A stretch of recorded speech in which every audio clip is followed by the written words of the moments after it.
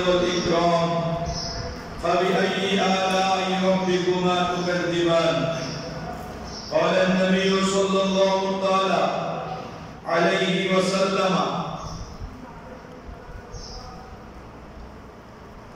من أيسر ولم يحج ومات على ذلك فهو في النار ذات الوحشة الظلام وصدق رسوله النبي الكريم الكريم ونحن على ذلك من الشاهدين والشاكرين والحمد لله رب العالمين رب صل وسلم وبارك عليه উপস্থিত সম্মানিত হযরত উলামায়ে কেরাম মুসল্লিয়ানে কেরাম মুরব্বিয়ানে আযম পর্দার আড়ালে পর্দার রশিদ মুসলমান মুসলমান মা ও বোনেরা আসসালামু আলাইকুম ওয়া রাহমাতুল্লাহি ওয়া বারাকাতুহু ওয়া আলাইকুম আসসালাম ওয়া রাহমাতুল্লাহি ওয়া বারাকাতুহু মহান আল্লাহ পাক রব্বুল আলামিনের দরবারে লাখ কোটি অনন্ত বেদনা বেশুমার শুকরিয়া আদায় করছি যে মহান রব্বুল আলামিন আমাদেরকে এই মায়ের শরৎ মাসের দ্বিতীয় জুমা আদায় করার জন্য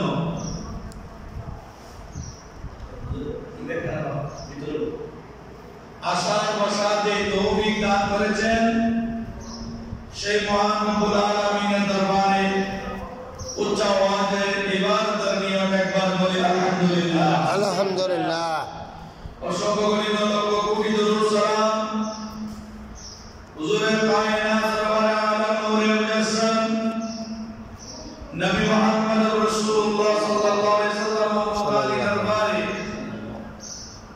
যে প্যারা হাবিব সাল্লাল্লাহু আলাইহি ওয়াসাল্লামের বদৌলতে ওসিলায় মহান রব্বুল আলামিন আমাদেরকে শ্রেষ্ঠ উম্মত হিসেবে জমিনের মধ্যে পাঠিয়েছেন আবার বলি আলহামদুলিল্লাহ আলহামদুলিল্লাহ প্যারা হাজিরিন মায়ের শাওয়াল মাসের আজকে দ্বিতীয় জুমা দ্বিতীয় খুতবা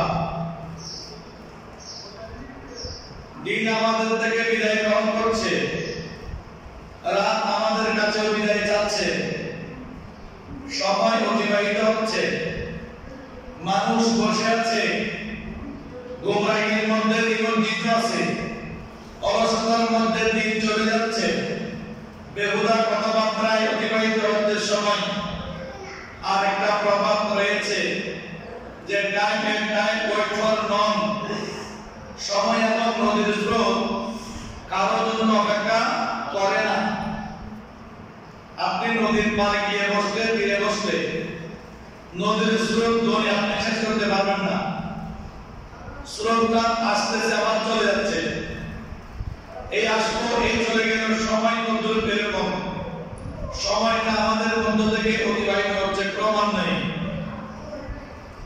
নিয়মতান্ত্রিক বেনিয়মে নয় নিয়ম ছাড়া নয় নিয়মের ভিতরে থেকে নিয়মতান্ত্রিক ভাবে সময় আমাদের থেকে হচ্ছে অতিবাহিত হচ্ছে কিন্তু আমরা কোনো সেই ঘুমের মধ্যে রয়ে গেছি যে ঘুম আমাদেরকে অলসতার বীরের মধ্যে পড়ে যে ঘুম আমাদেরকে কি হয়েছে আকৃষ্ট করেছে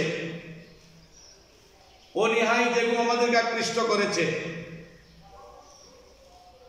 অসময়ে যে ঘুম আমাদেরকে আকৃষ্ট করেছে আমরা ওই ঘুমের মধ্যে নিমজ্জিত আছি ঘুম বলতে এখানে চোখ বন্ধ করে ঘুমিয়ে যাওয়া নয় ঘুম হচ্ছে দুনিয়ার মায়া মমতার প্রতি নিজেকে বিলিয়ে দেওয়া অথচ হাদিস শরীফ এসেছে قال النبي صلى الله تعالى عليه وسلم الدنيا سجن المؤمن وجنة الكافر এই দুনিয়াটা হচ্ছে আমরা যারা ঈমানদার মুমিন দাবি করছি যে ঈমানদার মুমিনের জন্য এই দুনিয়াটা জান্নাত নয় তাদের জন্য এটা জেলখানা জেলের ভিতরে মানুষ থাকলে যেমন ইচ্ছাধীন কোনো কাজ করা যাবে না জেলার ইচ্ছা ছাড়া সরকারের নিয়ম কানুন ছাড়া আপনি যেভাবে অন্য কোনো কাজ করতে পারেন না এই জান্নাতওয়ালা যারা মুমিন হবে তারা দুনিয়ার মধ্যে নিজের ইচ্ছাকৃতভাবে নিজের মন মতো নিজের ইচ্ছাকৃত দুনিয়ার মধ্যে চলাফেরা করতে পারবে না, বাধা আসবে। যদি আপনি একটা মেলায় যান, একটু অনুষ্ঠানে যান, আমাদের তো অনেক সময় অনুষ্ঠানে যাইতে হয়, আলেমুল আমাদেরকেও যাইতে হয় দুনিয়ার নিয়ম নীতিকে রক্ষা করার জন্য। আমরা অনেক অনুষ্ঠানের মধ্যে গিয়ে তাড়াহুড়া করে খেয়ে তাড়াতাড়ি চলে আসি। কেন? যে অনুষ্ঠানের শেষ মুহূর্তে একটা মজা আছে, আলহামদুলিল্লাহ, সেই মজার নাম হচ্ছে প্যাকেজ অনুষ্ঠান। ওই প্যাকেজ অনুষ্ঠানের মধ্যে একজন ইমানদার মুমিন কখনো অংশগ্রহণ করতে পারে না। এই জন্য বলছে যেখানে অন্যান্য যারা আছে সবাই অংশগ্রহণ করবে, কিন্তু নেককার যারা মুমিন যারা তারা ওই জায়গার মধ্যে ক্ষণিকের জন্য তারা অপেক্ষা করতে পারে না। কারণ এটা আল্লাহর ইচ্ছা যে তুমি দুনিয়াতে যেমন তেমন করিও না। এজন্য হাদিস শরীফ আছে, কুন ফিদ দুনিয়া কান্নাকা গরীবুন আও আবিরু সাবিল। আল্লাহর প্যারা হাবিব বলছেন, উম্মত তুমি দুনিয়ার জমিনে এমন ভাবে থাকো তোমাকে দেখে মনে হবে তুমি একটা মুসাফির। বড় করে বলেন সুবহানাল্লাহ। তোমাকে দেখে মনে হবে তুমি কি মুসাফির, অথবা তোমাকে দেখে মনে হবে মধ্যে প্রতীক, ঘর দুয়ার কিছুই নাই, ধন সম্পদ কিছুই নাই, এরকম একজন প্রতীকের মতো হয়ে তুমি দুনিয়াদারি করো, তাহলে ওই দুনিয়া তোমাকে গ্রাস করতে পারবে না, ওই দুনিয়া তোমাকে ছুঁতে পারবে না, ওই দুনিয়া তোমাকে মোহিত করতে পারবে না।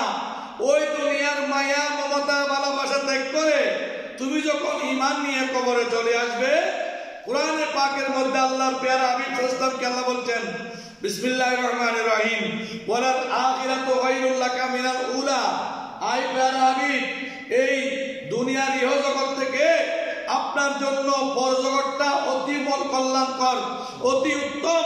আল্লাহর হাবিবকে আল্লাহ বলেছেন, আল্লাহর হাবিব বলছেন, তোমরা যদি দুনিয়ার জীবনকে নেক আমল দ্বারা পরিবর্তন করে কবরের জগৎ তুমি যদি আসতে পারো, তাহলে দুনিয়ার জীবনের চাইতে হাজার হাজার নয় কোটি কোটি বিলিয়ন বিলিয়ন গুণ উত্তম হবে তোমার কবরের জগৎ। বড় করে বলেন সুবহানাল্লাহ।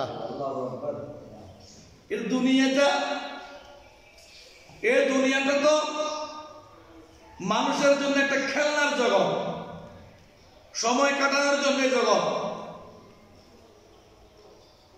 আমরা যখন ইন্তেকাল করে মানুষ যখন মারা যায়, দুনিয়ার সমস্ত পোশাকগুলো তারা কি করে?